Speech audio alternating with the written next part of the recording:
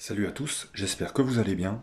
Je vais vous parler aujourd'hui d'une calibration avancée, l'IMU, qui veut dire unité de mesure inertielle. Alors c'est un mot très compliqué qui veut tout simplement dire en fait que vous allez procéder à une calibration avancée de tous les capteurs de votre drone. Donc cette calibration avancée est apparue avec l'application du Zino 2+, est également valable sur le Zino Pro Plus. Donc on va voir exactement sur quoi ça joue, pourquoi il faut le faire et surtout comment il faut le faire. Cette calibration avancée IMU existe depuis longtemps chez la concurrence, notamment sur les Phantom ou autres DJI. Cela prouve que Upsan a, avec le Zino 2+, et le Zino Pro Plus, fait évoluer ses modèles pour les rendre encore plus stables. Qu'est-ce que l'IMU et cette calibration avancée? En fait, c'est une mesure qui est faite par le drone, par l'électronique du drone, qui va mesurer en fait la vitesse, l'altitude et l'angle de déplacement du drone par en fait 3 voire 4 paramètres. Donc il va utiliser l'accéléromètre du drone, le gyroscope et le baromètre et parfois même le thermomètre. Ce qui fait que quand vous allez faire votre calibration, moi ça m'est arrivé, l'application en fait m'a tout simplement dit que le gyroscope était trop chaud, donc il fallait refaire la mesure plus tard. Donc j'ai refait plusieurs essais, ça a fonctionné, donc a priori il y a bien une histoire de température. Alors l'accéléromètre, c'est ce qui va en fait calculer l'accélération du drone. Si vous remarquez qu'en fait en vol stationnaire votre drone dérive, ça vaudra peut-être le coup de calibrer l'IMU. Alors, il faut toujours faire ça sur un sol plat, mais pas seulement, de niveau, je précise, parce qu'on peut avoir un sol plat, mais qui n'est pas de niveau. Donc un sol de niveau, toujours pour faire ce type de calibration avancée. Le gyroscope va calculer les changements de direction pour qu'il soit en fait le plus stable possible en vol. Le baromètre, lui, va calculer les changements d'altitude. Donc si vous constatez en fait que votre drone n'arrête pas de monter et de descendre, ça vaudra le coup de calibrer l'IMU pour remettre à plat le baromètre. Donc surtout quand vous faites cette calibration, vous verrez il y a plusieurs étapes à suivre sur l'application, c'est ultra simple, mais en fait il faut surtout c'est ne pas bouger le drone. Alors bon, c'est sûr qu'on le tient à la main en fait pour le mettre à chaque fois dans la position voulue par l'application, mais voilà, je veux dire si la calibration s'est bien passée, à la fin de toute façon ça vous le dira, elle va être validée. Mais surtout ne déplacez pas le drone, essayez de le maintenir vraiment dans la position adéquate, et vous verrez, je veux dire l'IMU, la calibration va se valider automatiquement.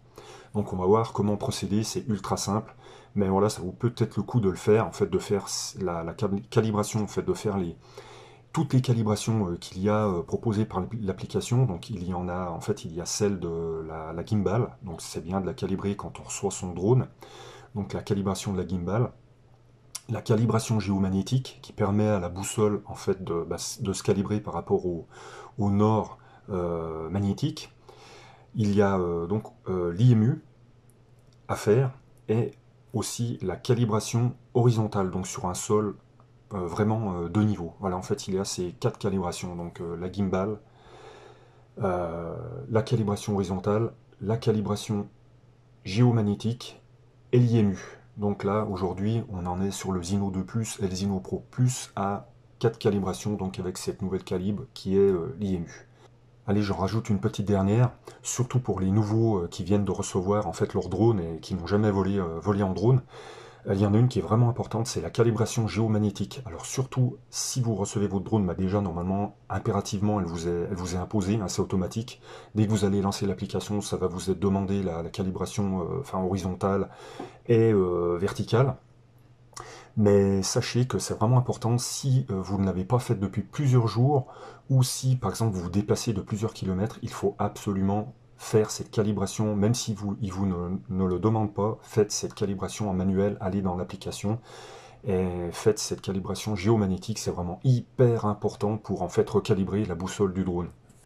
Donc on a notre drone sur un sol parfaitement de niveau, le cache caméra enlevé, on démarre la radio.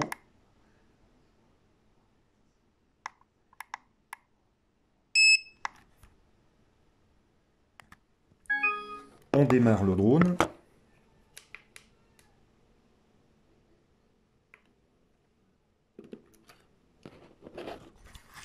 comme d'hab.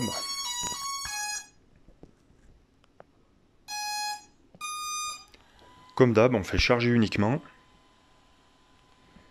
On attend que l'application s'ouvre. Alors normalement, on devrait arriver directement sur le Zino 2 Plus. Si vous avez un Zino Pro Plus, ça va basculer directement sur le Zino Pro Plus.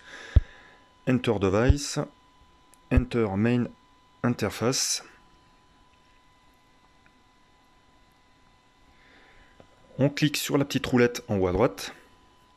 Et on fait IMU calibrage. Donc là, il n'y a plus qu'à suivre les instructions. Veuillez placer l'appareil sur un sol plat. On démarre la calibration. Alors là, on ne touche absolument rien. Voilà, maintenant il nous a demandé de le mettre sur son flanc gauche.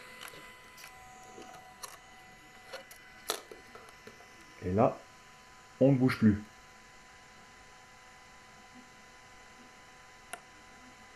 Sur son flanc droit.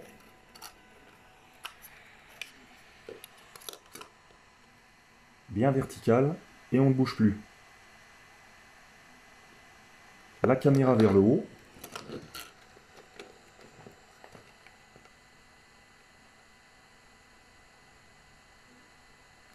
À plat sur le dos avec la caméra à droite.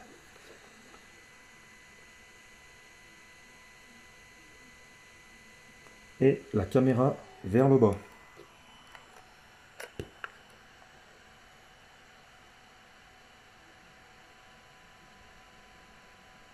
Et voilà, c'est terminé.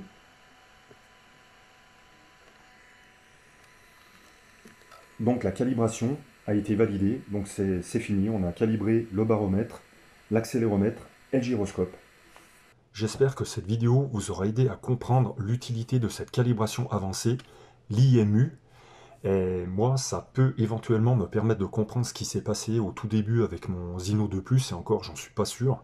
C'est cet effet, en fait, toilet boil, alors qui veut tout simplement dire en anglais cuvette des toilettes, alors qui se traduit par en fait quand vous tirez la chasse. Je ne vais pas rentrer dans les détails, je ne vais pas surtout vous mettre une image de tirage de chasse.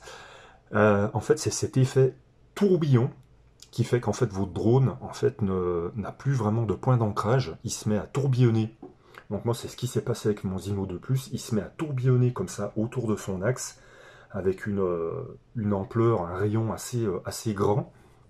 Donc ça peut expliquer l'intérêt de faire cette calibration IMU, donc pour recaler en fait tous les capteurs du drone. Je vous souhaite de passer de bonnes fêtes de fin d'année et à bientôt sur Passion Partage Tuto.